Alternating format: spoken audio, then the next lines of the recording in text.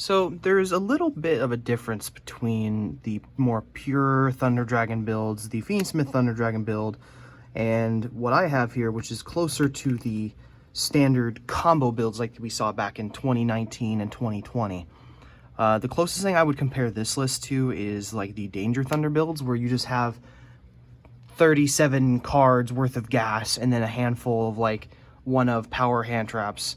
Like Droll or something like that, or if you played D-Shifter back then, you could have as well. This one is just 40 cards of gas. You are playing nothing but engine. You don't play any hand traps. You don't play any board breakers in the main deck. All your ability to play through the board is entirely through the amount of cards you can just overwhelm your opponent with. In the previous format, I would say that this list would likely have been impossible to pull off. Because going second, any deck that can make Appaloosa basically turn skips you, which in a deck that has closer to like 40 monsters worth of engine, that card's really hard to play through. It trades really well with any hand trap or with any amount of starters you have, and most of this deck requires 1 to 2 card starters that will get you full board. So for this format, now that Appo is banned and Colossus is at 2, you can actually pull off something like this. So let's go ahead and go over it. Thunders, 3 Thunder Dragon, 3 Dark, 3 Roar, 3 Hawk, 2 Hawk, 2 Matrix. This is about as normal as it gets for a Thunder list nowadays. Some of them play 2. I don't in this type of build because you don't really want to draw this. It's just another Thunder that can give you a +1 if you banish it off of Aloof Lupine, or you can use it as a normal summon, which this deck does want more of. 3 Aloof Lupine, 3 Solar. These combo well with any of your Thunders, especially now that we have the Bystial engine in the deck. This has more value because Bystial plus any of this is just as good as like Solar Hawk or Solar Roar or Solar plus a Baby Dragon or anything like that. So this works just as well. And considering you have 7 Bystials, you're going to draw into them, so it's not hard to see how this would combo well. 3 Lubellion, 1 Mag, 1 Druis, and 2 Baldrake. I don't play Sornier because I don't play the trap. These are just fine to do what you need to do, and these are the closest things you have to actual hand traps. So instead of playing the Sornier, I cut it for the second Baldrake because we don't need the extra graveyard setup, because you'd rather leave these in the deck off so you can search them or draw them later. So yeah, and then the 1 Regained. This is extremely nuts in this deck. Lubellion is a 1-card double follow-up. It's extremely good. Fiendsmith, again, I've gone over this in the past on why these are good. These are a 1-card out to nib. You could also play Lars with this engine. I don't at the moment, but I'm considering it. Problem is that the other hand trap that you care about your opponent having is Droll and Lockbird, and this deck just straight up has no way to play through it.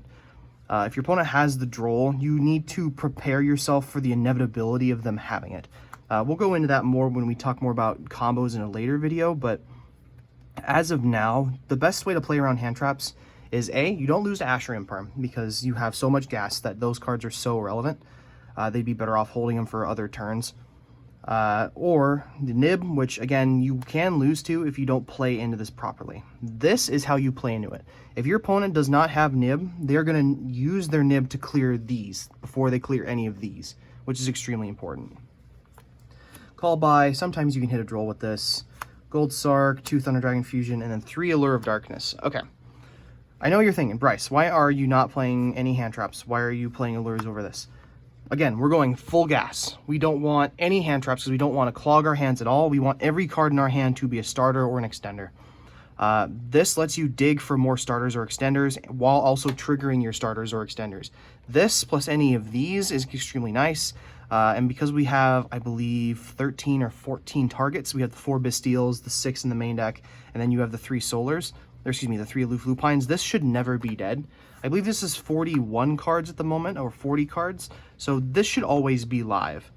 And of course, if you don't have a way to trigger it, then, or to protect yourself from it, then you're just playing the card wrong. So again, that's something we'll talk about when we talk about more card theory with this deck. The extra deck, 2 Colossus, 3 Titan. You could argue cutting this down to 1 or 2. I don't personally do that, mainly because I want the grind game. The Fusion plus Roar combo is too nuts, especially now that we have multiple Colossus. You can recycle these, and you can still end on double Colossus regardless if your opponent has too many hand traps. Again, this deck doesn't lose to interaction. It loses to more things like Floodgates or Droll or Nib.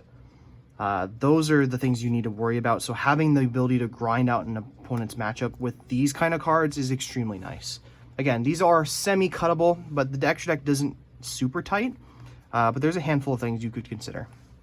Necroquip. This card's actually nuts in this deck. You get double value out of this, because you can also use this to make the Caesar, obviously, but you can also use this when you can pitch like a Thunder Dragon or a Lubellion, or you can pitch any of your Thunders to basically get a free +1, which is extremely nice. You're not drawing into hand traps, but sometimes you can draw into like the Lubellion you don't have, or a Bystial, or the Allure of Darkness to let you dig even further, or you could just draw a follow-up, which in a deck like this that requires all gas, that's always nice. Cursed Haven and the Moon Cloud Heaven, whatever they're called. This is for outing the weird garbage. Like, this thing outs the like Arrival Cybers. This is good in the mirror match, and you're already playing the Moon of the Close Heaven, so you might as well play this as well. Haggard Lizardos. You could argue this being another copy of Little Knight. I'm playing 1-1 at the moment because I want to have the variety. Anima, Link Spider. These are for clearing your tokens. Requiem, Little Knight. And then Chaos Angel and Hivewave King Caesar. Caesar is obviously broken. You use this with your Fiendsmith engine to turn off Nib, so that way you can just combo in peace. And then Chaos Angel, this deck shits out Chaos Angel like it's nothing. Aloof Lupine plus Solar plus either Fiendsmith or a Bystial is just this instantly. This is also removal. It's a body that's just hard to deal with. If your opponent doesn't have an out to this, it can just win you the game on the spot sometimes, so it's nice to have.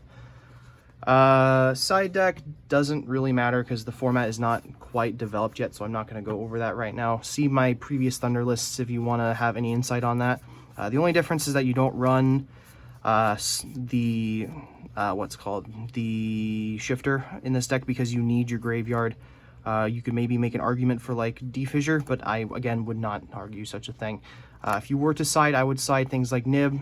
You could also side into things like Judgment to out things like Dark Ruler or Droplet, which are very popular in this format. And without Shifter, Droplet becomes a lot better against this deck. This deck does have the bonus of relying on Colossus, so your opponent can't get the double value out of baiting like a Caesar, or baiting like a Negate, and then using their Droplet to chain your Negate, getting their card off the field, and then negating your other stuff. But again, it's still a problem, so you could side things like Judgment. You could also side D-Bear, things that would just turn skip your opponent if your opponent just happens out your board. Because 9 times out of 10, with the amount of gas you run, everything you draw or everything that will be in your hand at the end of your turn off of like a Magnamut, or if you have like a Lubellion engrave, or even just having a Engraver engrave is enough to just get you back in the game. So it's just having those cards that stop your opponent from OTKing you is nice. In the next video I'll be posting will be how to play this deck. So if you want to know how to do that, please like, comment, sub. If you have questions or anything like that, please comment. You'd be surprised how often I'm back in the comments of just old videos that people don't think I watch anymore.